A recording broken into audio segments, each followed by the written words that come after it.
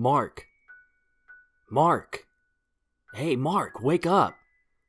Come on, it's almost 7:30. Ugh, I always hated being woken up before I was really ready to get out of bed. It makes no sense. Even though I'm woken up every morning long before I'm ready, I still have so much trouble falling asleep at night. I finally opened my eyes and looked over at Eddie. He was standing in the doorway of my room, with way too much excitement on his face for this early in the morning. "I'll meet you down there, give me 5 minutes," I said. This was basically our one way to find some excitement in this place. I think the biggest part of the excitement was the rush we got from sneaking around, trying not to get caught. I got out of bed and quickly got dressed, grabbing the playing card before I walked out of the room. I snuck down the hall and quickly opened up the side door, making sure I kept the handle turned as I shut it after slipping through. I tiptoed down the stairs and walked through the other door as quickly as the first. At the end of the hall, I saw Eddie waiting for me. He noticed me and started waving at me to hurry up, with a huge smile on his face like always. Eddie was obviously a very friendly guy. He was always in such a great mood. Well, except for when he wasn't. But when he went into his depressions, he wouldn't get out of bed anyway. So since I would never see him while he was in that kind of condition, it was easy to forget he would get like that at all. Eddie and I walked outside. As I shut the door, I put the playing card over the strike plate so it wouldn't latch. We snuck around to the side of the building so we'd be out of view and lit up our cigarettes. I never even smoked cigarettes until I met Eddie, but it helped pass the time and I eventually started enjoying it. Not enough to continue doing it once I left this place, if that even ever happens. It feels like I've already been here for a lifetime. Let me explain. I used to have some problems with my mental health. Basically, seemingly at random, and without warning, I would begin having these delusions. Sometimes I would remember an event correctly. Sometimes I would only remember bits and pieces of it correctly. And other times, I would fabricate certain things completely. My doctor says that I experienced so much pain as a child that I would make more and more things up in my head to cope with them. My dad died when I was just a baby, so I'm sure that didn't help either. Also, I was bullied a lot. I see all of this clearly now, but at other times, I didn't. My mom eventually caught on that there was something going on more aside from me having an active imagination, and I was put on medication when I was still just a child.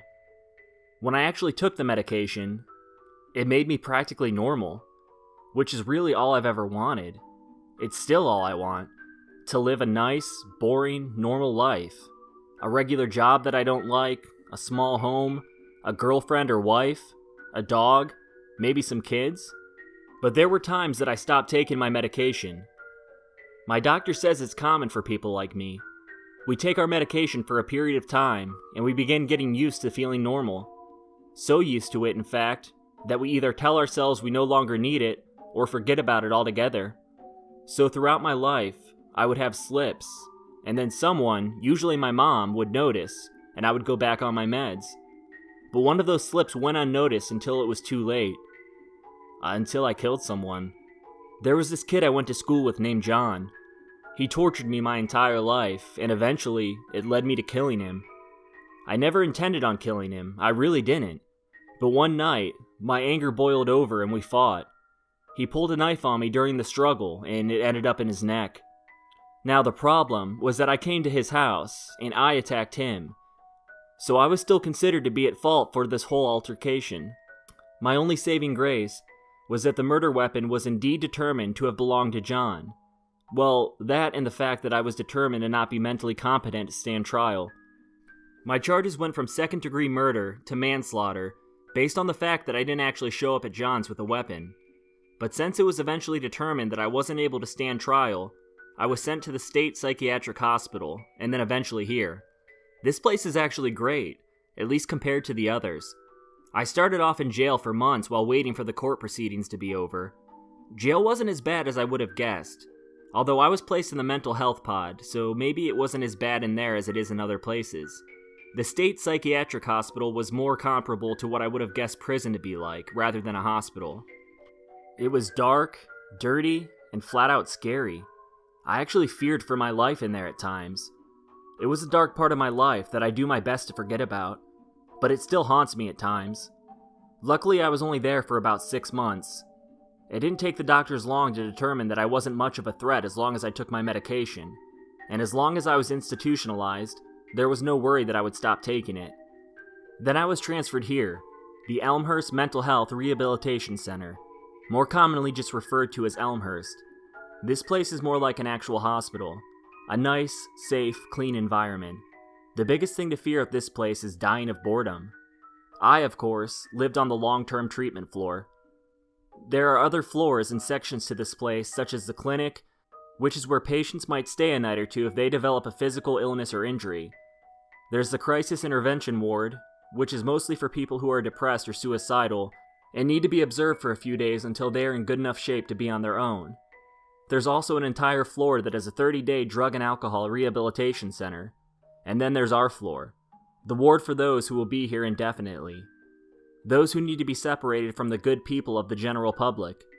Although, if you ended up in this particular center, you were deemed to be stable enough. I've spent almost 3.5 years at this particular facility, therefore it's been almost 4 years since my conviction. I was sentenced here for an indefinite amount of time.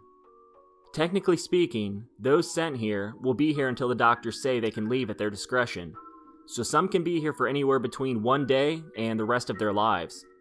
Typically speaking, from what I've heard, if you were sent here for killing someone, they were keeping you institutionalized for at least 5 years before actually considering to use their discretion as to whether or not you needed to be here. Eddie's about 20 years older than me or so. I don't know his exact age, so this is just kind of a guess. He and I were both sent to this particular facility right around the same time. When you first get here, you start off in a double room with another patient, and Eddie happened to be my roommate. We spent about 3 months together in that same room. We relied on each other a lot during those first 3 months, and still do to this day. So despite being a bit apart in age, we became rather close friends. I don't know Eddie's exact story, but apparently he has been bounced around from institution to institution for what he says to be all of his adult life. At times, I've asked him how he is able to stay so positive. He claims that a lot of medical breakthroughs have happened over the last several years, and that the doctors have finally been able to get him on the right balance of medications. He feels that he has a very good chance of getting out of this place soon. In fact, for months now, he's been talking about getting into a halfway house, and what he will do when he's there. He talks about it a lot, actually. I think it helps to keep him hopeful. Apparently Eddie wouldn't last long at the other facilities he's been to. He would do well for a period of time, maybe 3 months, maybe 6, and then have some sort of physical outburst towards a doctor or another staff member and be shipped out to the next facility. But like myself, he's been here at Elmhurst for 3.5 years, so I think the doctors really have begun to figure him out, although I'd like to take some of the credit myself for keeping him sane. Eddie and I quickly finished our cigarettes and snuck back up to our floor. We had 2 opportunities per day to sneak out for a quick smoke, at both 7:30 a.m. and p.m. Those were the 2 shift change times, when basically all of the staff leaving would have a quick meeting with the staff arriving, updating them on how things have been going with the patients during the last shift. The day-to-day life here was pretty boring. Aside from getting our quick fix outside twice a day, we would often get a little excitement when a new patient was brought onto our floor. This was few and far between on this floor, unfortunately. Most people, like Eddie or I, were stuck here for a long time. Our days consisted of group counseling, individual counseling, art hour, board game hour, TV time, meals, etc. We were allowed to have visitors on either Saturday or Sunday. They had to be scheduled visits that took place in private rooms for the sake of the other patient's privacy. My mother would visit me almost every Sunday. My brother Rob had graduated from college shortly after I was sent to the state mental hospital. He accepted a job halfway across the country. He's since gotten married and has put down roots there. Every so often I speak to him on the phone, but we've lost touch a bit, I'll admit that. My mother, though, she is everything to me. She has stood by my side in every possible way, not only through this entire mess, but my entire life. She is the most amazing, loving woman in the world. It breaks my heart that she is all alone. Her husband died shortly after giving birth to their second child. Her first son moved away, and her second son has been institutionalized for nearly 4 years. I try not to think about all of this, though, as it is the one thing that puts me in a state of desperation to leave here. But as long as I keep out of all that in my mind, I'm quite comfortable and okay here. A routine is what keeps me sane. I keep myself busy, and in addition to the daily activities the staff has scheduled for us each day, I have my own things written into the schedule as well. This keeps my idle time limited. If I'm not in a class or counseling session, I'm either exercising, writing, talking to Eddie, or sneaking out for a smoke. I still have no clue how most of these people can just sit around watching TV in the evening without a care in the world. That's not enough to occupy my attention. Regardless of what's on TV, I always find myself getting lost in my own thoughts. And before I know it, I've spent a half hour torturing myself about thinking about my mom or all the time I've wasted. I don't spend that much time thinking about John. I don't know why, but I don't. For some reason, I still resent him.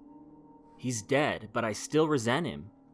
I do feel bad for John's parents, but I think my resentment for John keeps most of the guilt suppressed. It's amazing how much impact one person can have on your life. I blame him for driving me further into my insanity. I blame him for making me do what I did, and for putting me in this place. I feel like, as long as I'm here, he still has control over me, and that makes me angry. I know I'm not going to be here forever, so I do my best to stay hopeful. I stay busy, and anytime I find myself with nothing to do, I know I can go talk to Eddie.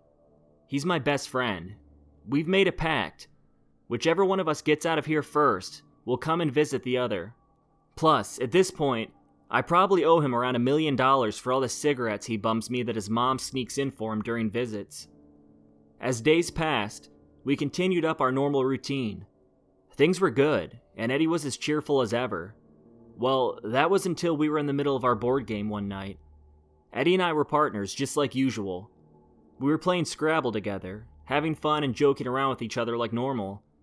Suddenly, Eddie became quiet. His entire demeanor just changed out of nowhere. I asked him, "Eddie, are you okay?" He lowered his head into his hands and started crying. I'd never seen him like this, and it kind of scared me. I stood up and walked around the table.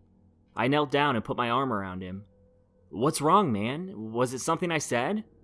He took a couple breaths and calmed down and said, They changed my status to level 1. They're going to start making arrangements for my discharge." "Eddie, that's great. That's what you wanted," I replied. He looked up at me and said, I'm scared. I've been in a facility my entire life, it seems. I wouldn't even know what to do once I got out. I mean, yeah, I've always wanted to get out of here, but I'm scared. I feel safe here."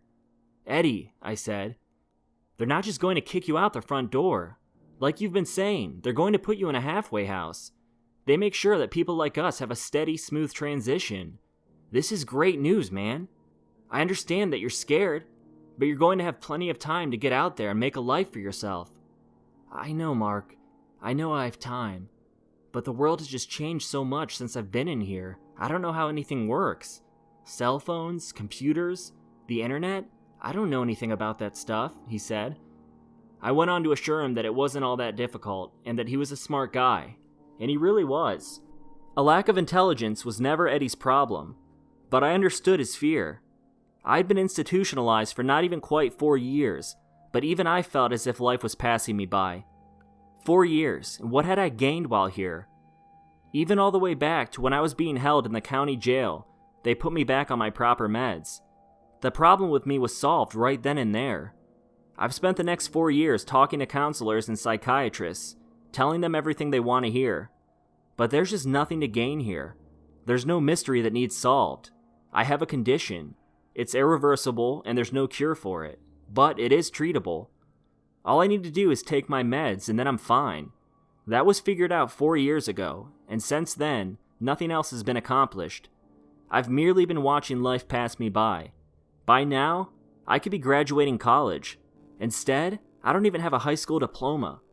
Remember when I talked about getting trapped in my own thoughts if I didn't keep myself occupied? Well, there's another example. I have the ability to imprison myself in my own mind, hold myself captive and torture myself. There have been times in the past where Eddie and I have even talked about escaping this place. We've stood outside smoking cigarettes and asked one another, why don't we just take off together? We could each come up with a new alias and just run off. We would always discuss this in a joking manner, but I knew each of us had the actual fantasy of really doing it. But we both knew we'd be caught, probably sooner rather than later.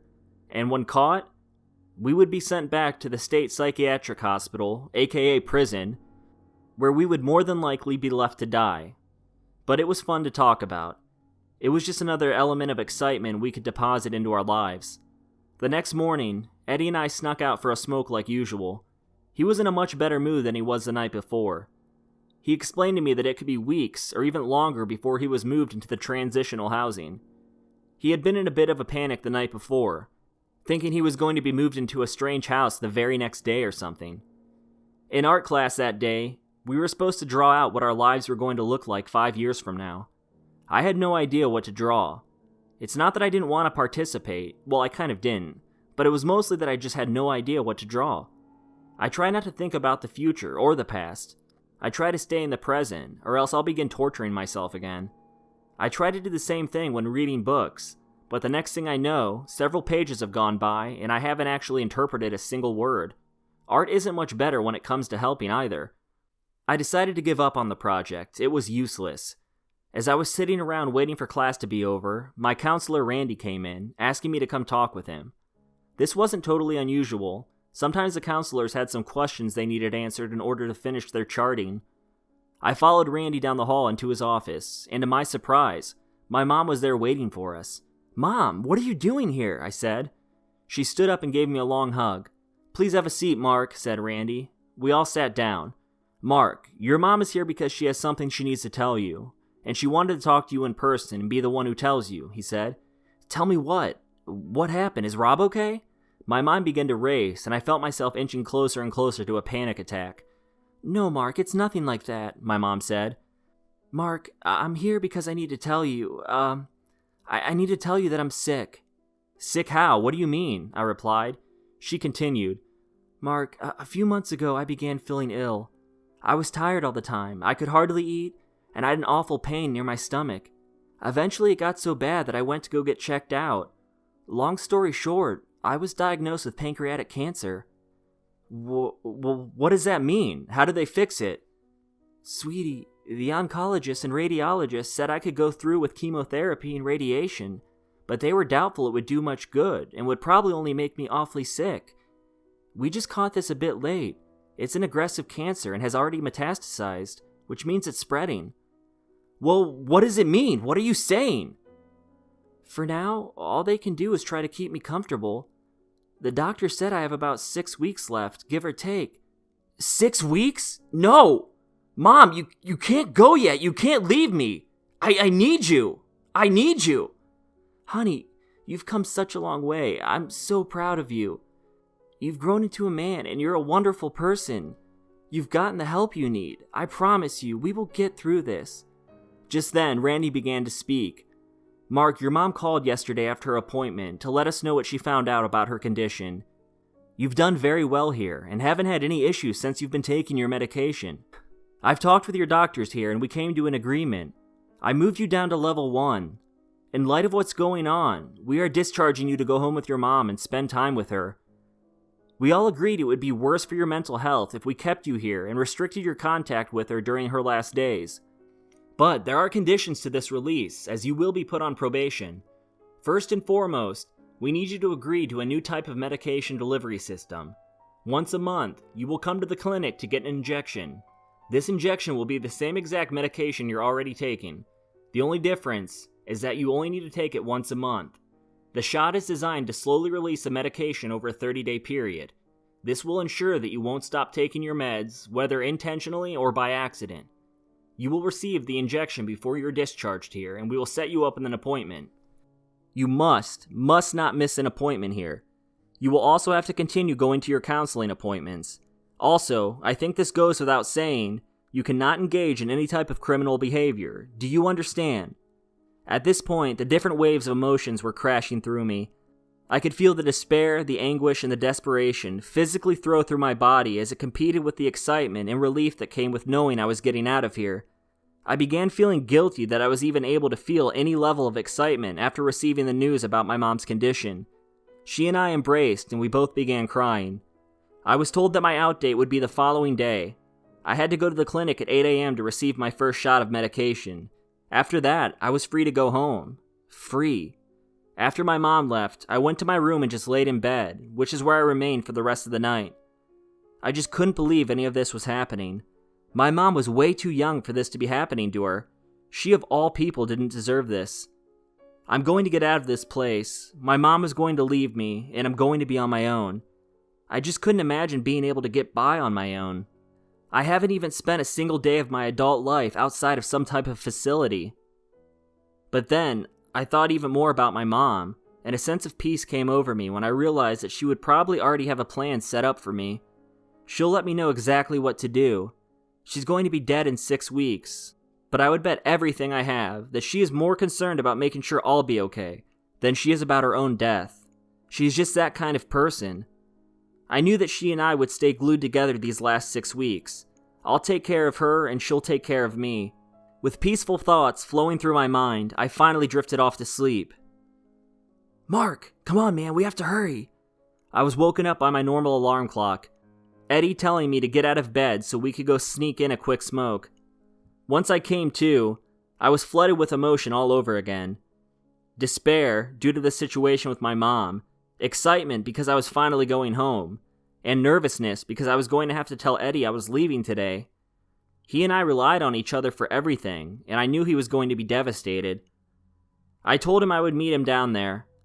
Once I went through all the proper motions, we lit up our cigarettes and began talking. Eddie, I said, I've got something to tell you, man. My mom is sick. She's really sick. I've been switched down to level 1. They're letting me go home. I just found this out yesterday. You're the first person I've told. Eddie looked like he wasn't sure what to say to all of this, but he spoke anyway. I'm really sorry to hear this. What's wrong with your mom? And when is your out date scheduled for? Eddie, I'm leaving today. My mom has cancer. It's bad. It's really bad. The doctors say she maybe has 6 weeks left. So Randy told me they decided it would be best for me to let me spend the rest of her time by her side. I started to tear up once I finished talking. Eddie replied with, You're gonna come visit me, right?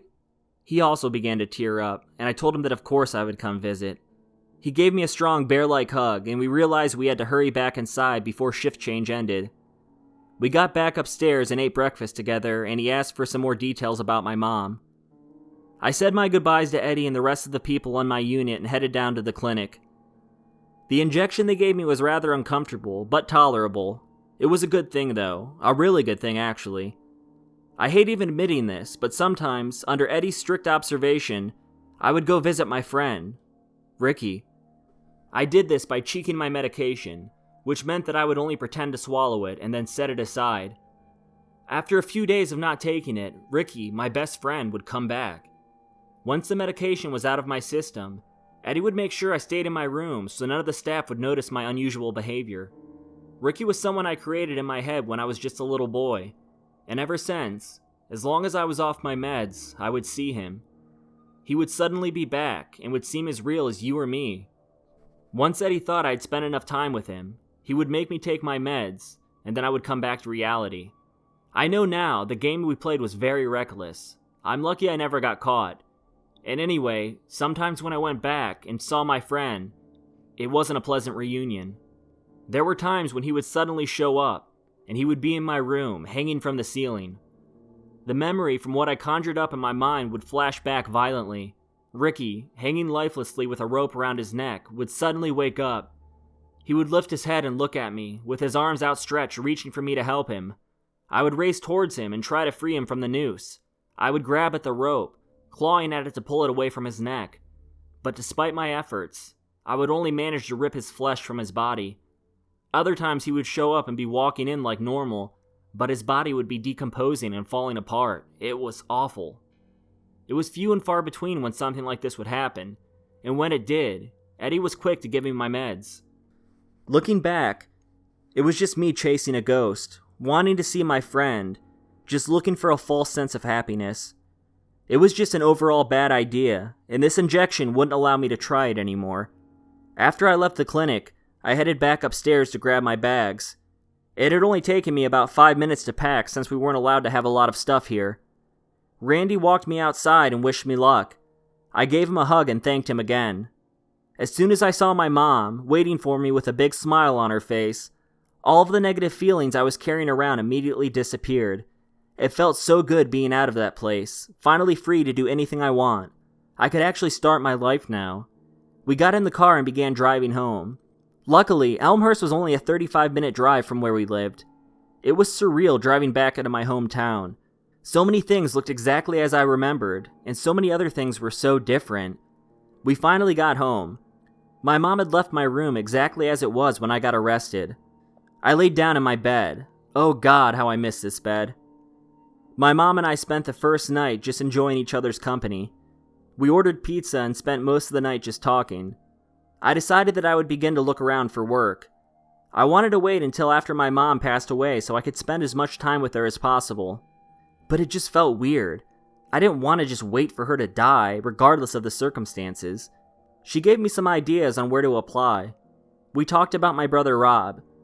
He has a great job, but he just lives so far away. My mother told me that he was trying to set up some time off from work so he could come stay with us during my mom's last days and be present for the funeral. It was so weird talking to my mom about her funeral. She was sitting in front of me, still looking just like herself. She was looking completely normal, and to know that within 6 weeks she was going to deteriorate and die was as weird to me as it was devastating. Over the next few days, my mom and I spent almost all of our waking hours together. She treated me so incredibly well. We did a lot of shopping. She tried extremely hard to get me back on my feet. We got some new clothes, a cell phone, and all the odds and ends a person needs from day to day. I managed to get my driver's license back and finally got to drive a car again. From that point on, I began doing most of the driving, as my mom was tired a lot and was slowly getting worse. I couldn't believe how well I was adapting. I'd gone to visit Eddie once so far, but not every Sunday like I first planned on. It was a lot of work getting approved to visit someone there, and I stayed pretty busy helping out my mom. So I didn't end up visiting him as often as planned, but I'm sure he understood. Things were going well. I was at the grocery store getting the list of items my mother had written down, and that's when I ran into him, John's father, who also happened to be named John. My mom had told me about him since I've been home. Apparently, after his son's death, things just got worse and worse for him. He basically had his own form of a mental breakdown. He and his wife ended up getting divorced. John Sr. had a very large, lucrative business. Between the divorce and his lack of attention, he had all but completely lost his own business. He had nothing left. I went to turn down an aisle, and that's when I first saw him, standing at the end of the aisle. I quickly went to turn around so he didn't see me. I didn't want to deal with how awkward that would be, or especially with the anger he had toward me. But I wasn't quick enough, and he spotted me. I quickly walked through the store, but every time I passed an aisle, I saw him looking down towards me, as he kept walking in the same direction as me. I turned around and started walking in the other direction. It appeared that I had lost him, but then suddenly, he popped out the end of the aisle and was standing directly in front of me. I froze. I had no idea what to do or say. He stepped very close to me and quietly said, "I don't know how you skipped through the system so fast. You might have fooled everyone else, but you haven't fooled me. Be rest assured, your punishment for what you did to my son hasn't even begun." He stared at me for a few uncomfortable seconds and then walked away. This definitely had me a little shaken up, to say the least, but I had other things to worry about for now. It had been 4 weeks since I've gotten out of Elmhurst. Within this period of time, my mom deteriorated quickly. She was now basically bound to her bed, aside from getting up to use the restroom. She was still capable of at least that much. Days passed, and my brother Rob finally was able to make it. Things with him were weird. He stayed in a hotel, even though we had plenty of space in the house. He treated me like I was almost a stranger.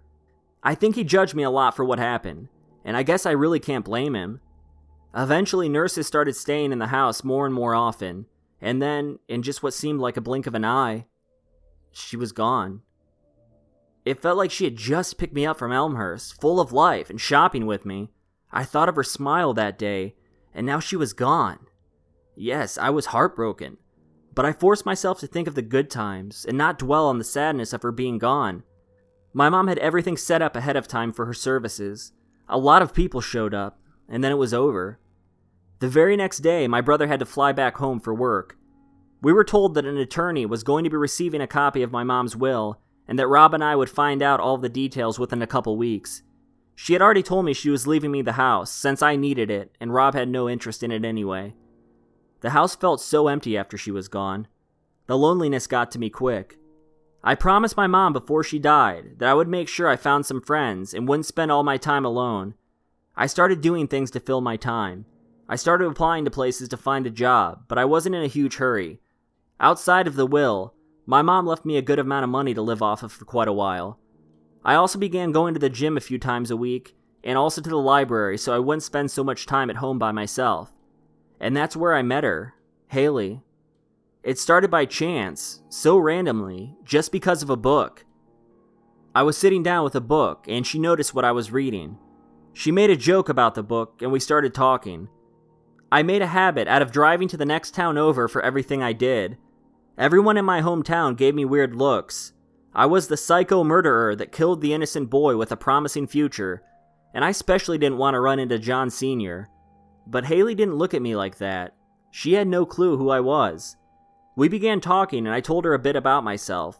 I told her about my mom and my brother. She told me a bit about herself as well, and before I knew it, we had been talking for 45 minutes. The conversation ended when she had to leave, but she gave me her phone number before saying goodbye. In my entire life, I have never really had anyone I could call a girlfriend. If I knew this girl was interested in me like that during our conversation, I probably would have blown it. She was a pretty girl. Really pretty, actually. I was definitely caught off guard when she gave me her phone number, but I was excited. I waited a couple days, and then I sent her a text. From that point on, we began talking on a regular basis. Feelings for one another developed quickly. In a matter of days, we went on what you could consider a first date. I didn't formally ask her out on a date, but we went to dinner and went on a walk through the park. We spent hours talking that night. I really felt like we got to know one another. Haley was a year younger than me. She had medium brown hair, green eyes, a nice smile, and was really short, which I liked. She was a very down-to-earth person, and we got along great. I eventually felt comfortable enough with her to tell her about my past, and she didn't run away. Instead, she felt sympathy for me. I couldn't tell you what it was about this girl, but we just connected somehow. A couple weeks went by, and I finally grew the courage to ask her to be my girlfriend. She gladly said yes. We ended up making plans for this coming Friday to go to the movies. What was significant about these plans was that Haley agreed to come spend the night with me after the date. I spent the next couple days cleaning up the house, which had become messy over the weeks. I picked Haley up Friday evening. She looked beautiful as always, but seemed kind of upset. It just looked like she might have been crying earlier. I obviously asked her what was wrong, but she promised it was nothing. She said she was just feeling hormonal or something. I accepted the response, and we headed to the cinema. From that point on, she seemed to be in a much better mood. We held hands while we watched a pretty awful movie. We spent more time making fun of it than we actually did watching it, but it made the overall experience more enjoyable. As we were leaving the movie theater, I asked her if she wanted to go get food before we went to my house. She agreed, and we headed to my car. We finally decided on a place and began heading there. We decided to take the scenic route on our way across town to the restaurant. There was a very nice stretch of scenic road that linked one busier part of town to the other. I turned onto the road, and Haley reached her hand over to hold mine. We were taking turns quoting some of the more awful lines of the movie and laughing when I noticed a set of headlights coming up behind me. The only reason this caught my attention was because of how quickly the person was gaining on me. I was driving right around the speed limit, so this person was obviously speeding. I was initially worried that it was the police, but once they got closer, they didn't appear to have lights on top of their car. It looked like the car was going to pass me for a moment, but as soon as they were next to me, they slowed down again and got behind me. Haley and I talked about how weird they were being, but then brushed it off as nothing. A few minutes passed by, and the car started to pass me again, but then slowed down a bit, and did what I can only describe as an attempt at the pit maneuver. The front corner of their car lightly bumped into the back corner of mine. Instinctually, I began to slow down to pull over, as that's what you'd normally do after getting into an accident.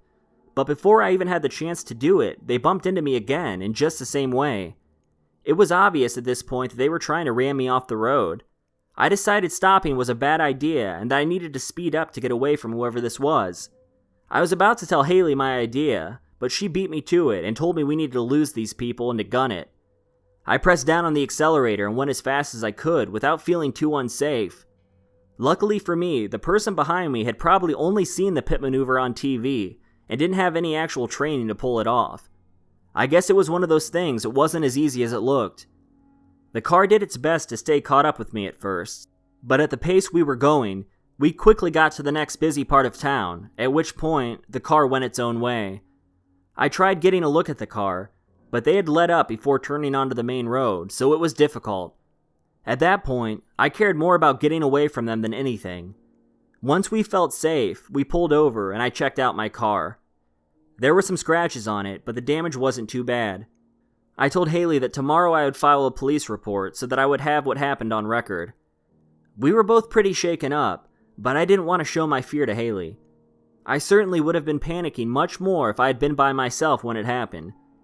We ate together at the restaurant and talked about what happened. After a while, we managed to change the subject.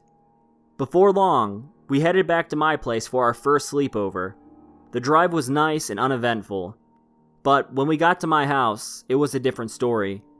We walked up to my door, and that's when we saw it.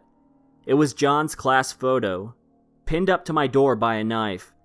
I began to look around, half worried about my safety and half worried that Haley was going to want to go home. To my surprise, she nonchalantly walked up to the door, pulled the knife out of it, and threw it and the picture on the ground. All she said was, "Don't let him get to you."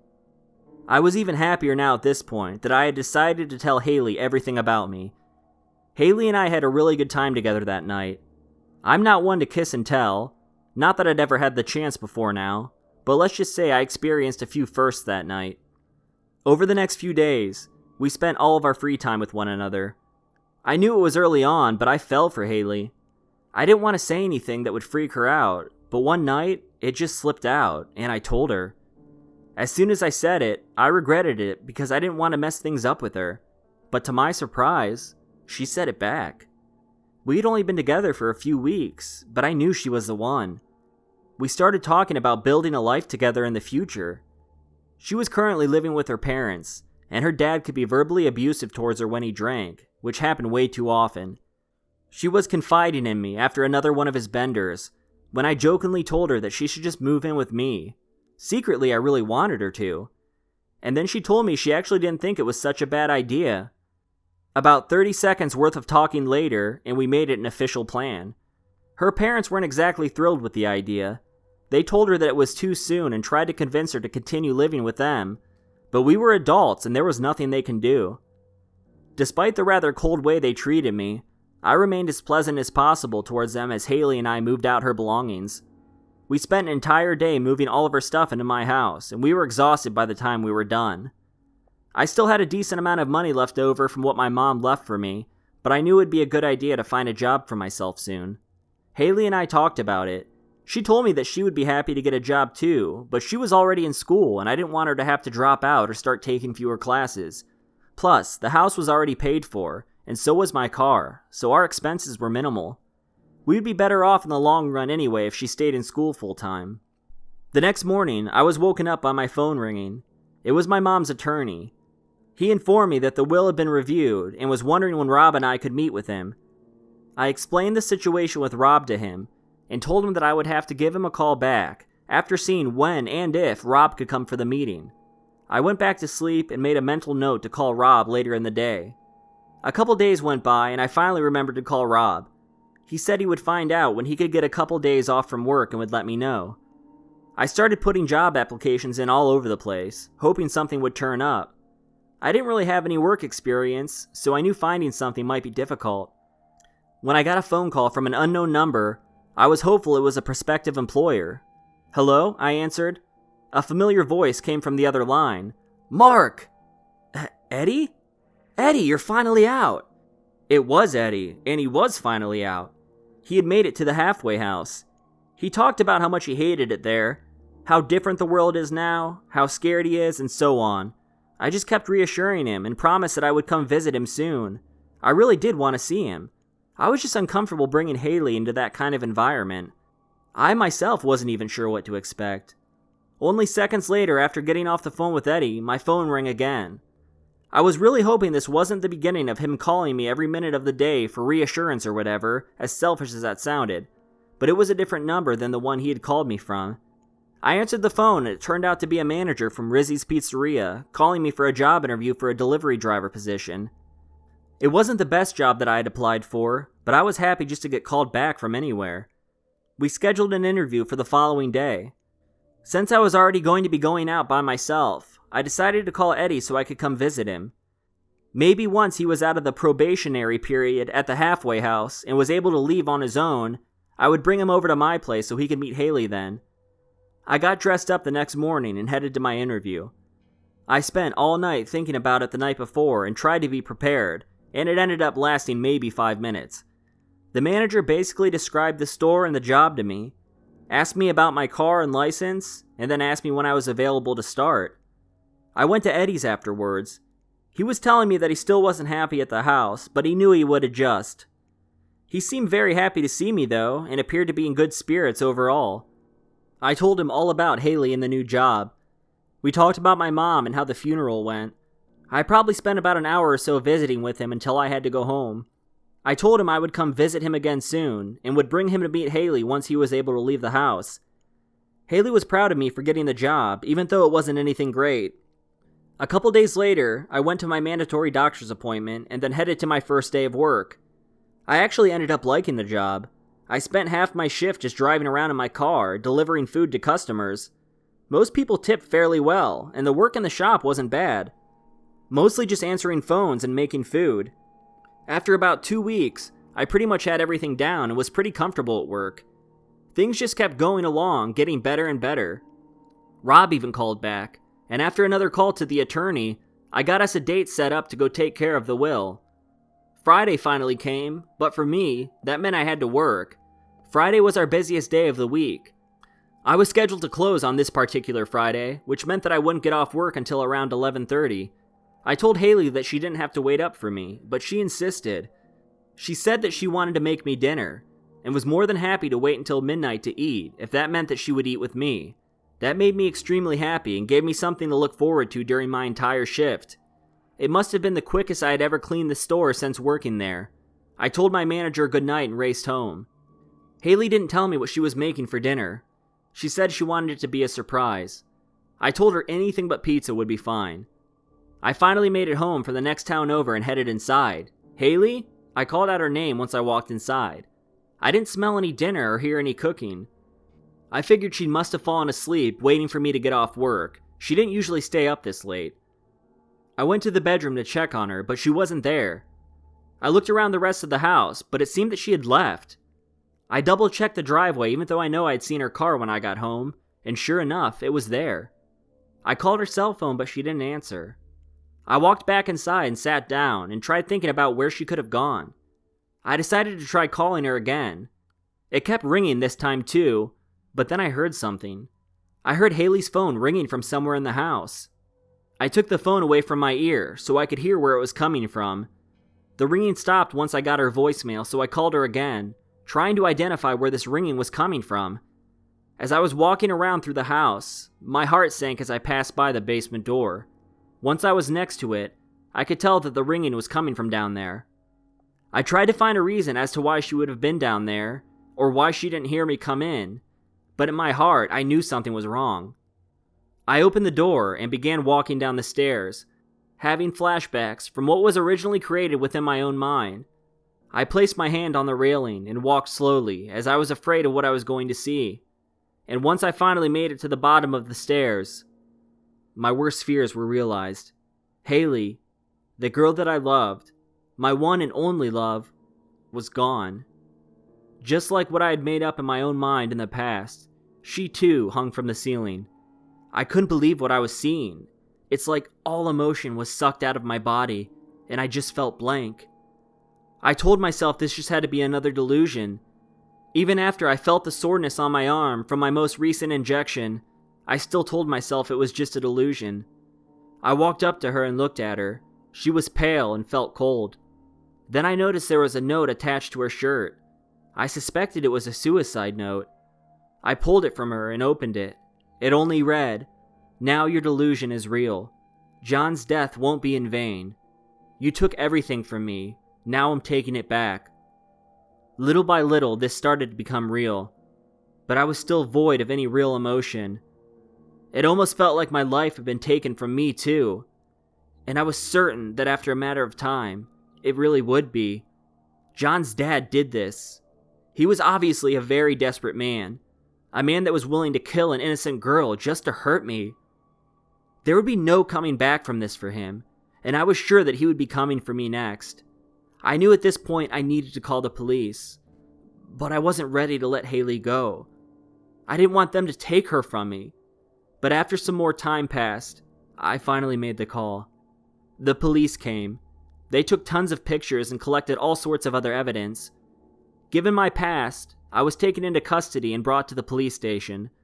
I spent the night there, but told the police I had no involvement and explained my theory behind John Sr. and why he did this. I told them he replicated the death of the friend I'd made up in my mind, and that he was present during my trial and knew all the details to it. They were able to verify my alibi in the morning and let me go. They were treating my home as a crime scene by this point, and Haley's death had been listed as a murder. She had defensive wounds on her, and it was clear she tried getting out of the noose. I didn't want to go home anyway, and gladly got a hotel. I went to visit Eddie and told him about everything. He was heartbroken for me. I called my brother Rob, who felt the same way. They both told me they were there for me. I didn't feel like working, but told them I thought it was a good idea to keep myself busy. They both agreed. Eddie said to stop by as often as I wanted, and Rob said he would be in town soon enough. I spent the next few days finally beginning to mourn Haley as I realized this wasn't a dream I would wake up from, or a delusion that I would come out of. This was just life, as painful and as true as it is. The police called and said they had been looking for John Sr. to bring him in for questioning, but had been unable to locate him so far. I went into work that night, still reeling from the pain I was in. I was just hoping to distract myself any way I could. I spent most of the night doing work inside the shop, as it was a slow night.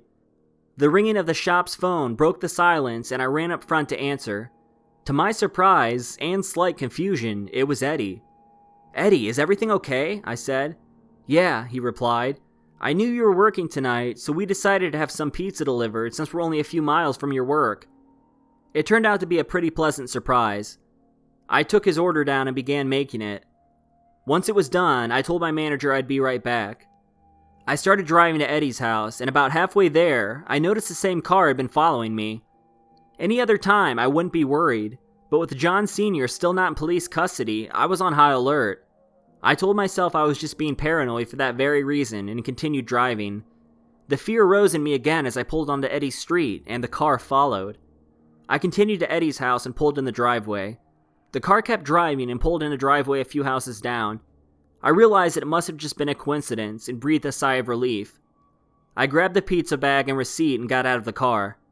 It was then, as I was walking up to Eddie's door, that I noticed the person from the car following me was walking towards me. It was when he stepped into the light I realized it was John Sr. He had a gun in his hand, and had followed me so he could finish the job. I just stood there. I was frozen. I knew there was nothing I could do. Just then, Eddie's door opened up, and he stepped out with cash in his hand, saying, "Took you long enough." Once Eddie looked at me, he knew something was wrong. That's when he noticed John Sr. standing there with a gun. John raised the gun towards me, and I closed my eyes and heard a shot ring out. Not being sure if I was still alive, I opened my eyes. Eddie was lying there right in front of me. He had literally taken a bullet for me. John looked panicked and ran back to his car, where he took off down the street. I knelt down next to Eddie. He was unconscious. "Hold on, Eddie. Help is coming," I said. I called 911 and told them what happened and that I thought my friend was dying. Just then I felt so much guilt for not visiting him every chance I got while he was still in Elmhurst, and not seeing him more often since he had been out. I stayed at the hospital with him all night, where he remained in critical condition. The police were now searching for John Sr. as a murder suspect, rather than a person of interest. He had killed, or at least hurt, the two people I had left that I was close to, and I wanted him to suffer. I knew that I needed to let the police do their job. I didn't want to spend the rest of my life locked up. I knew how awful it was. and I knew it would be way worse than anything that I could do to John Sr. anyway. Finally, the morning had come. I had to pick my brother up from the airport and go see the attorney to get an official copy of our mom's will. Seeing my brother was nice. He treated me better than the last time I saw him. I believe he felt sympathy for me, due to what I had just experienced over the last several days. The meeting with the attorney had gone as expected for the most part. The only thing that took me by surprise was a letter the attorney gave me. He told me that it was from my mom, and that she had asked him to give it to me after her death. I drove Rob and I to my house and went up into my bedroom. I sat down and opened the letter. It read, "Dear Mark, I first just want to say how proud I am of you. You've grown into such a great, loving young man. I know we already said our goodbyes, but there's one more thing I need to tell you. I'm sorry I didn't tell you this in person, but I just wasn't strong enough to do it. I know I always told you and your brother about your father dying shortly after you were born. Rob asked about him for a few months after he was gone, but because he was so young at the time, he eventually forgot all about him. But that isn't what really happened. Your father was very sick, Mark. Similar to how you're sick, but much, much worse. Back then, medicine hadn't progressed as far as it has recently, and due to many of the awful things he did, he was indefinitely admitted to the state psychiatric hospital. He was moved around from place to place, and we eventually lost contact together. At the beginning, his doctors told me he would never be released. They said he would always pose a danger to himself or others, and that he would die there. I'm not sure where he ended up in life, but I knew I wasn't able to tell you and your brothers the truth. I wanted you guys to have a chance, and knowing of your dad's condition and that he was going to die in an institution would only serve to hurt you both. If one day you decide to try to find him, that is a decision only you can make. He has a different last name than you two, as I switched our last names to my maiden name. Your original last name and father's current last name is Goodman. And if you ever decide to try to find him, his first name is Edward. I love you, Mark. Signed, Mom."